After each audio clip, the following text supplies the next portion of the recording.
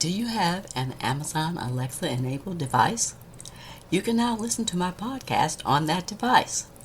Just go to Alexa Skills, search for K-12 Education Untangled, click Enable to enable that skill, and voila! You're now able to listen to my podcast via your Alexa enabled device.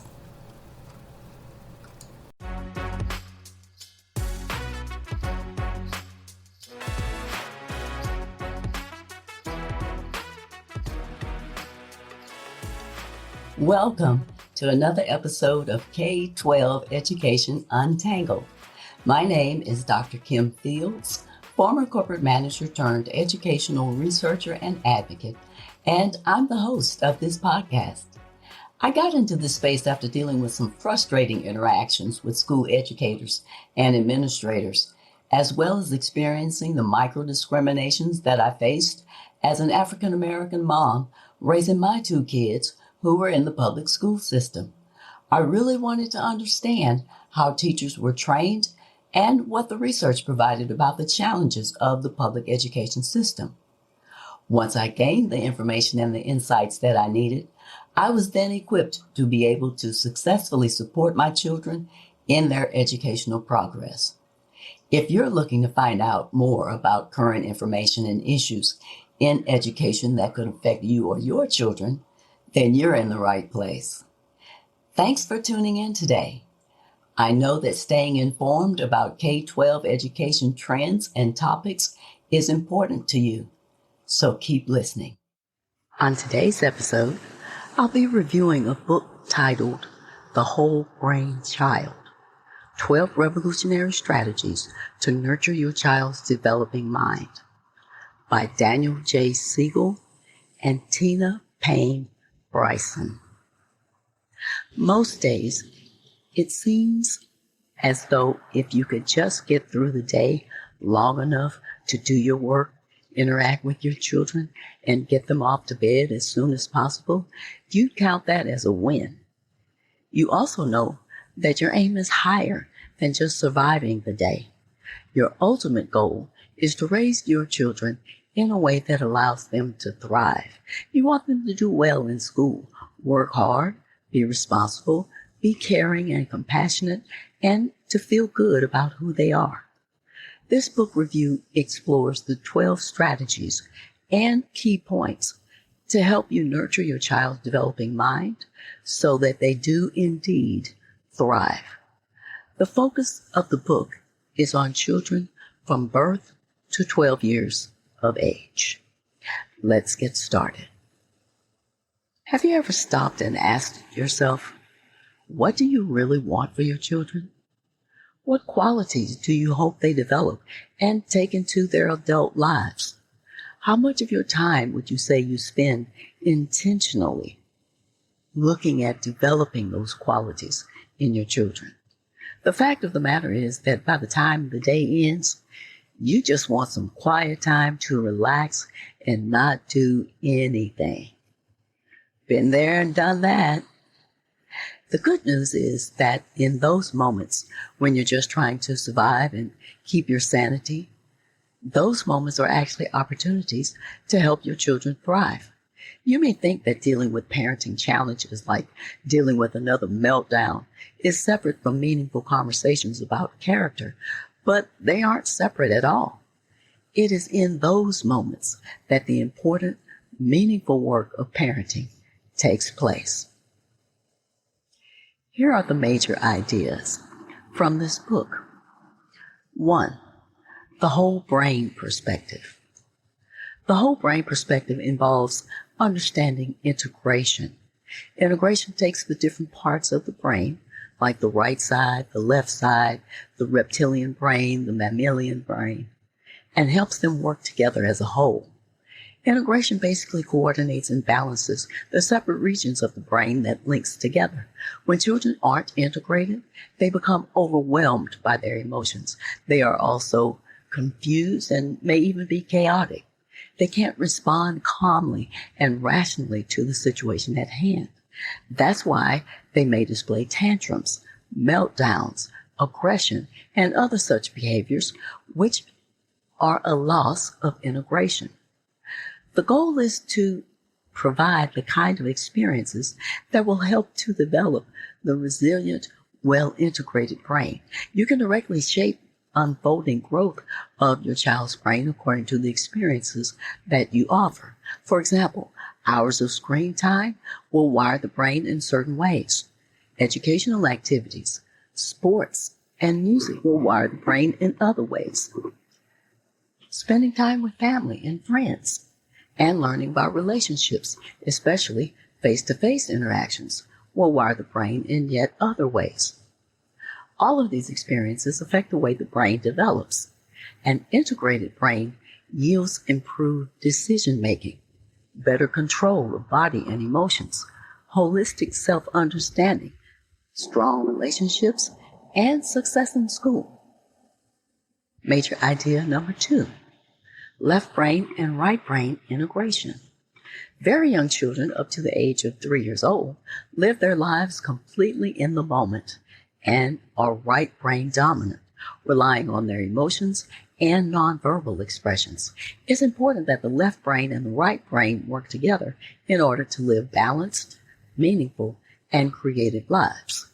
When your child is upset, the left brain, or the logic side of the brain, often doesn't work well until you respond to the emotional needs of the right brain.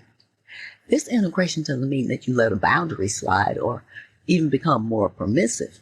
It just means that you recognize how your child is acting, whether it's emotional or logical.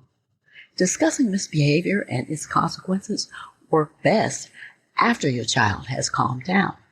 One of the best ways to promote integration in your children is to become better integrated yourself. Recognizing how your body feels, whether you're tired, frustrated, resentful, sleepy, hungry, etc., will help you recognize the best approach, whether it's right brain or left brain, to deal with parenting issues. This will help you best respond to your children's needs, and you'll be parenting with your whole brain. Major idea number 3, the upper brain and the lower brain. The lower brain is responsible for basic functions like breathing and blinking, like fight or flight, and for strong emotions like anger and fear. The upper brain is responsible for higher order and analytical thinking, control over emotions and the body, sound decision-making and planning, empathy, and morality. One of the most important skills that you can teach your children is to make good decisions in high emotion situations. When a child's upper brain is working well, he can regulate his emotions, consider consequences, think before acting, and consider how others feel. As with left and right brain integration, upper and lower brain integration is important as well. Worth noting, the lower brain is well developed at birth, but the upper brain isn't fully mature until a person reaches his mid-20s. This means that the characteristics of sound decision-making, control over emotions, empathy, etc., aren't fully functioning until well past the teenage years. Whenever you provide an opportunity for your child to come up with a solution that works best for both of you, especially when you're correcting a behavior or an attitude, this gives your children a chance to practice problem solving and decision making. It helps them to consider what another person feels and wants. A strong upper brain is essential for social and emotional intelligence. Remember to model self-regulation yourself, especially when you feel like you're about to lose it. To integrate your upper brain and lower brain, take slow, deep breaths. Do some yoga stretches or other physical movements so that you regain your self-control. Finally, deal with whatever emotional and relational harm that may have been done as quickly as possible so that you can reconnect with your child and get back to enjoying your relationship. Major idea number 4, integrating memory. Memory is basically the way that anything from the past influences you in the present. It's based on associations. There are two types of memory: implicit memory and explicit memory. Implicit memory causes uniform expectations about the way the world works based on previous experiences. Explicit memory involves the ability to recall a specific moment, a conscious recollection of a past experience. Talking to your children and asking them questions about the details of their day helps to reinforce their memory. Major idea number 5, understanding yourself and your mind. This involves being aware of all that's happening around you, paying attention to thoughts and feelings, dreams and desires, memories, perceptions of the outside world, and sensations of the body. It's important for children to understand that a temporary state of mind does not indicate that it's a permanent part of self. The key is to help them avoid identifying only one particular feeling and to develop self-confidence and healthy self-talk in order to view themselves in a positive way. Interestingly, the physical architecture of the brain actually changes according to where you direct your attention and what you practice doing. For example, if you play the violin like I used to when I was growing up, brain scans have confirmed dramatic growth and expansion in the regions of the brain that represent the left hand, which is used to finger the strings precisely while playing the violin. By paying attention to their physical sensations, children can become more aware of what's going on inside their bodies. For instance, a desire to hit is a marker of anger or frustration, or stomach butterflies as a marker of anxiety. When they feel tension in their body when they're nervous, they can learn to relax their shoulders and take deep breaths to calm themselves. Remember to take the time to ask your children how they feel and teach them to be specific so that they can go from vague emotional words like fine and bad to more precise descriptions like disappointed, jealous, and excited. This kind of teaching can take place in everyday interactions with your children. Major idea number 6, integrating self and other. Learning to consider the feelings and considerations of others is an essential skill for children to be able to adapt current and future relationships. The sweet spot is being connected to others while still maintaining a unique identity. This results in happiness and fulfillment. It involves a balance of developing fulfilling relationships while maintaining a healthy sense of self. The focus here is on empathy, on recognizing the feelings, desires, and perspectives of another. The brain is really set up for interpersonal integration, which means that we honor and nurture our differences while cultivating connections with one another. Have you ever noticed that when you are nervous or stressed out, your children will often be that way too? Scientifically, this is referred to as emotional contagion. In other words, the internal states of others, including joy, playfulness, sadness, fear, and similar emotions, directly affect your own state of mind. We tend to soak other people into our own inner world because we are biologically equipped to be in relationships, to understand where other people are coming from, and to influence one another. The kinds and quality of relationships that your children experience lay the groundwork for how they relate to others for the rest of their lives, whether this is with parents, grandparents, teachers, peers, and other influential people in their lives. Children have to be taught skills like sharing, forgiving, sacrifice, and listening. If you want to prepare your children to participate as healthy individuals in a relationship, you need to teach them how to be open and receptive within reason. At the end of the day, your state of mind can influence your child's state of mind.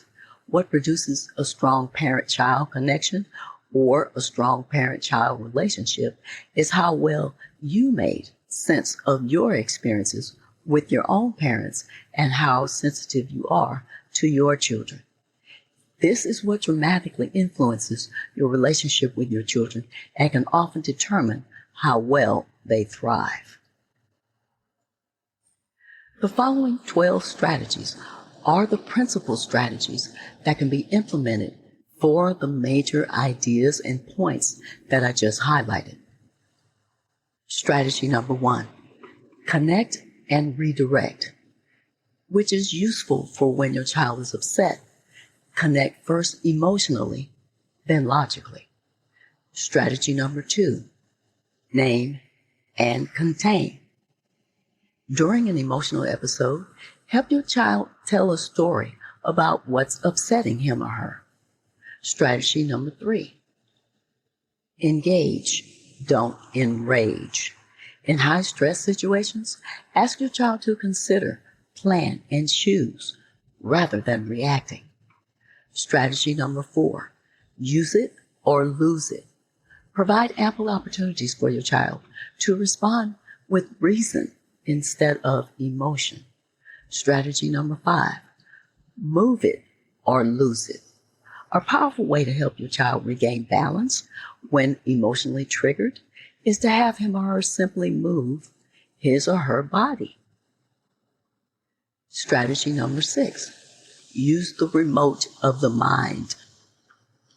Especially useful after an upsetting event, this internal remote lets your child pause, rewind, and fast forward a story as he or she tells it so that he or she can maintain control over how much he views. Strategy number 7, remember to remember. This basically involves helping your children exercise their memory by giving them lots of practice at remembering. Strategy number 8, let the clouds of emotion roll by. Letting the emotions roll by reminds children about their feelings. Fear, frustration, and loneliness are temporary states, not enduring traits. Strategy number 9, SIFT. That's SIFT. SIFT is about helping your children notice and understand their sensations, images, feelings, and thoughts within themselves. Strategy number 10, exercise mindfulness. These practices teach children to calm themselves and focus their attention where they want to. Strategy number 11, increase the family fun factor. Building fun into the family so that your children enjoy positive and satisfying experiences with the people that they're around the most is what this is all about. These experiences teach your children that relationships can be affirming, rewarding, and fulfilling. And strategy number 12, connect through conflict, which basically addresses teaching your children to view conflict as an opportunity to practice empathy and compromise, both of which are essential relationship skills. Here are the action steps that you can take regarding this topic. This one action step particularly focuses on something actionable that you can do based on the concepts and strategies from this book, particularly playing the SIFT game. Practice playing the SIFT game. SIFT, S-I-F-T, stands for sensations, images, feelings, and thoughts. And you can play this game with your children when you're in the car, at the park, or anywhere that feels comfortable and natural. The idea of the game is that you state a sensation that you have in your body and ask them what sensation they feel in their body. You would move on to identifying any particular images you have at the moment and ask them to share any images that they may have. The next focus of the game is on feelings. Share with your children how you're feeling at the moment and ask them what they are feeling at that moment. The last part of the game is about thoughts. You can share your thoughts like, I'm thinking that I need to go to the grocery store to pick up some fruit. Ask your children to share their thoughts. This game is a good way to give your children practice of paying attention to what's going on inside of them. It's a great way to develop the whole mind.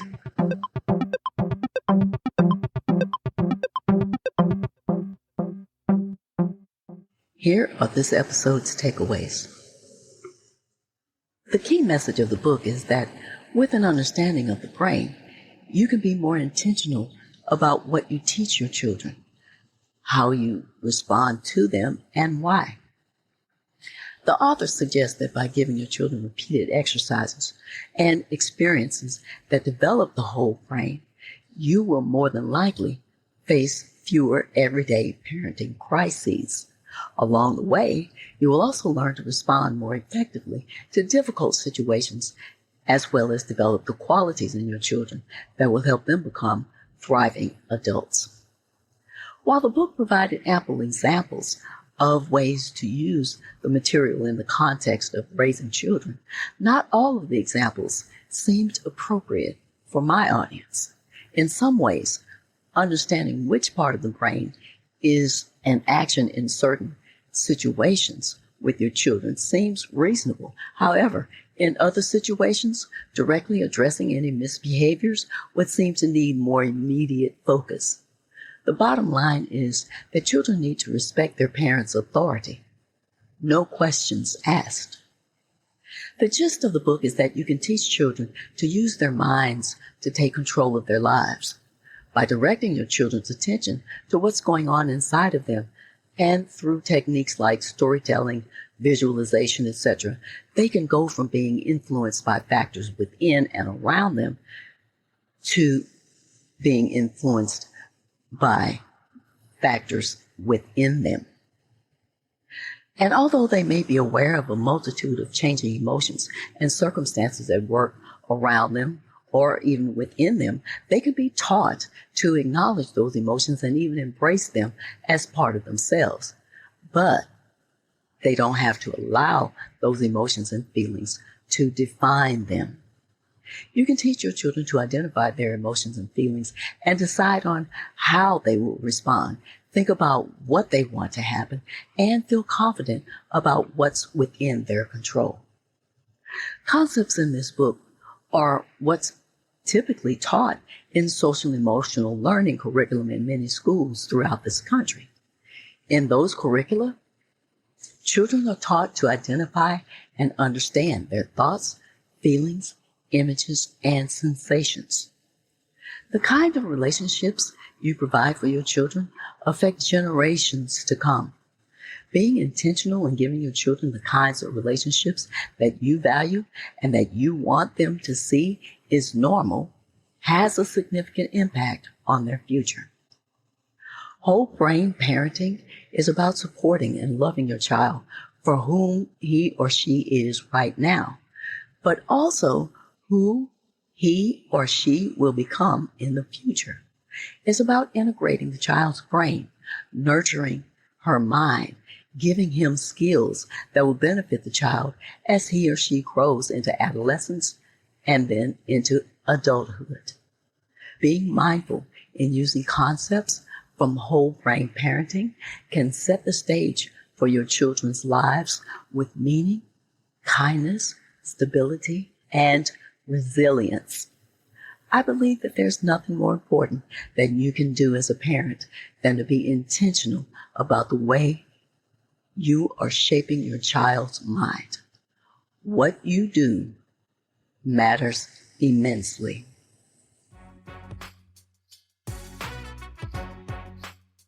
Did you enjoy this episode?